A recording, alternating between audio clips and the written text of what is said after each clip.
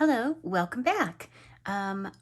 This is going to be part two of a video I just made. I had a request from someone to share on video how I set up my new week. So I wanted to come back, but I wanted to give a clean break between the two videos, my week in review and my week setup, just in case somebody's not interested in this and they don't want to watch this piece. Okay, so, and also thank you for the request. Thank you for telling me what it is that you'd like to see, you'd be interested in seeing, because I'm always happy to share that. The first thing I've just reviewed this week with y'all, and the first thing I can see when I turn the page is look, yikes. Sometimes when I have leftover pages, I like to recycle, my planner resources. So it looks like I had an extra page and I plopped it in here, but the layout of it is different. And I definitely like my to-do list. So what I'm going to do is I'm actually going to tape this page closed because I do have a spare page here. And so I'll use that. In case you are looking for a good tape, mini tape, this is the Tombow tape. I cannot recommend it strongly enough. What's the tape I used to use before this? I can't remember. It was a popular tape. And then I saw this on sale. I purchased it and wow, is it ever so much better than the tape I was using.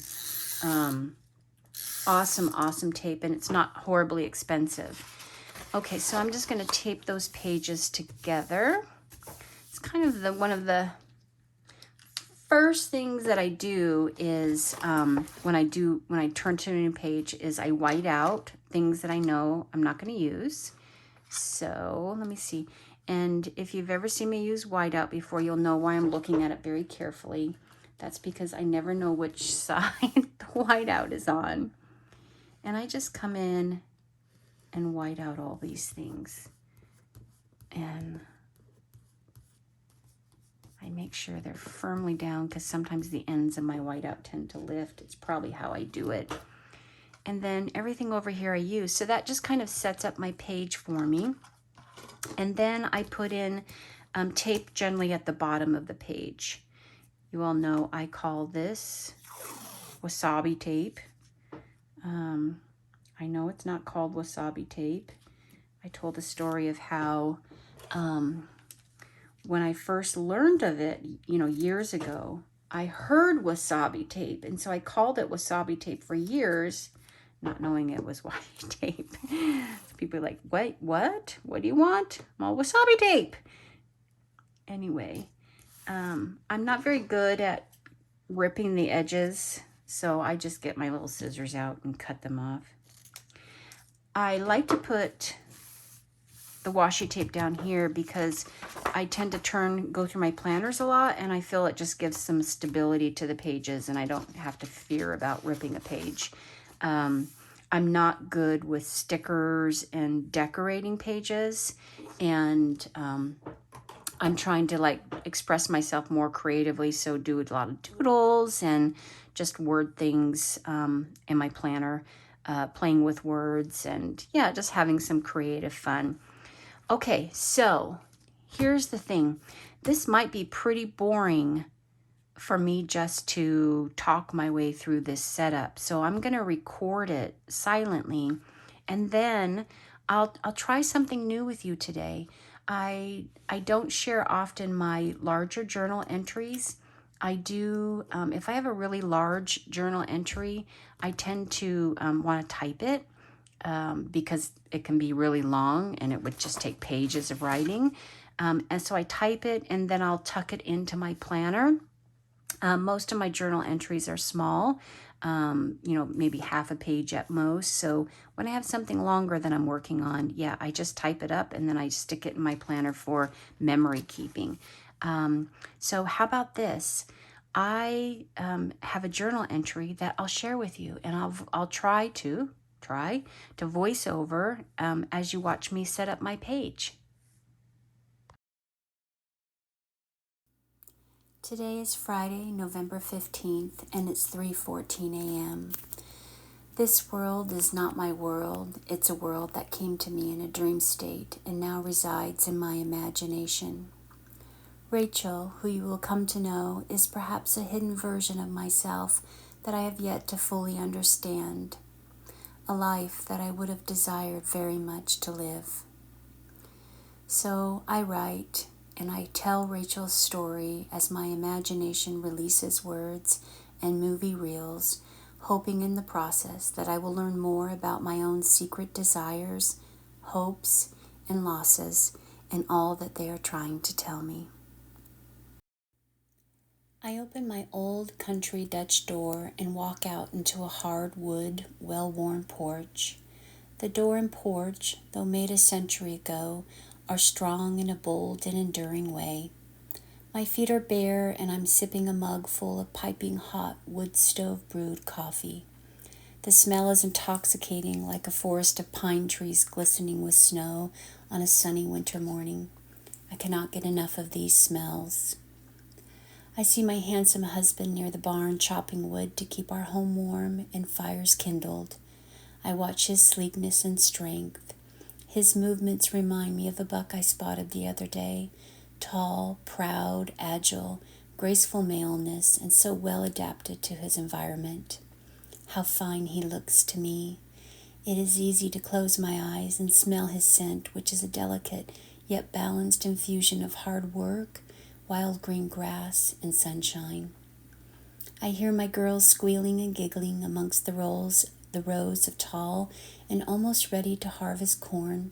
The corn growing alongside my potager does a good job at hiding them.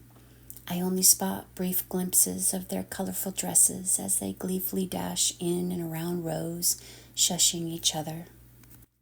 Because they play it all the time, I know they are playing hide and seek. No doubt the littlest one, Louie, short for Lulabelle, will be the designated seeker. Her older sisters commonly give her the most undesirable roles in anything played. Louie, in her 4-year-old innocence, never seems to mind or make a fuss. I smile knowing it won't be long before this changes. Graduating from seeker is a rite of passage experienced by each one of her sisters before her. I would have loved to have had more children, bring a little boy into our family. For whatever reason, after 4 beautiful baby girls, my body said, "This will do." Watching my girls, I realize how complete we are.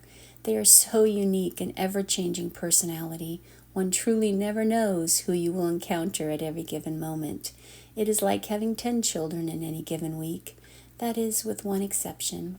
My oldest, Lizzie, short for Elizabeth. Lizzie is everything you imagine from an oldest child.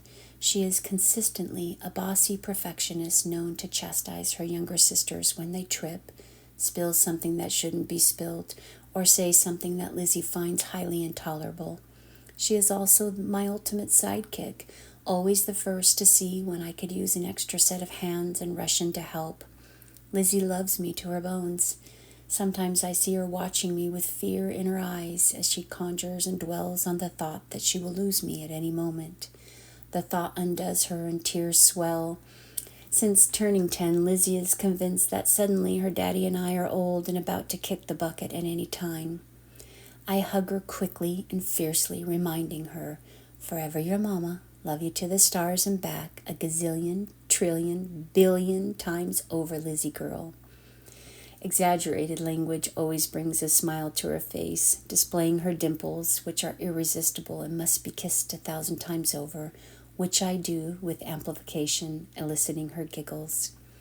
This mama knows what she is doing, though it is my turn for my eyes to turn sad and worried as I witness my oldest, bravest, sweetest girl, swallowing her emotions, quickly compose herself and return to the more serious big sister version of herself. Matthew sees me and walks over to join me on the porch. I cannot take my eyes away from watching every step he takes. Yes, indeedy, he is a mighty fine man, this man of mine. Matthew is as much a part of me as well I am a part of myself. He easily leaps over the 3 steps leading to the porch and greets me by picking me up and twirling me around and around, just as he did on our wedding night, making me feel like a young, carefree girl again. "Matthew," I gleefully shriek as I do my best to hang on, while at the same time desperately trying to not spill coffee all over his thick, worn-out shirt. This shirt, so many memories between us held in this shirt. I hand-stitched this shirt for Matthew that he now wears as a wedding gift a decade ago. He has proudly worn it since gifted, much to my secret delight and expressed horror due to my lack of sewing skills that, I might add, have not yet been fine-tuned despite the many years passing. Each new rip or lost button becomes an opportunity to retire this shirt, but until today he is not yet ready to say goodbye to it. So, at his request and insistence, I continue to mend its tears and replace its missing buttons. That is the end of that journal entry because it was the end of my dream. Rachel, Matthew, and those giggling girls have not yet returned to me, but I keep hoping that one night they will.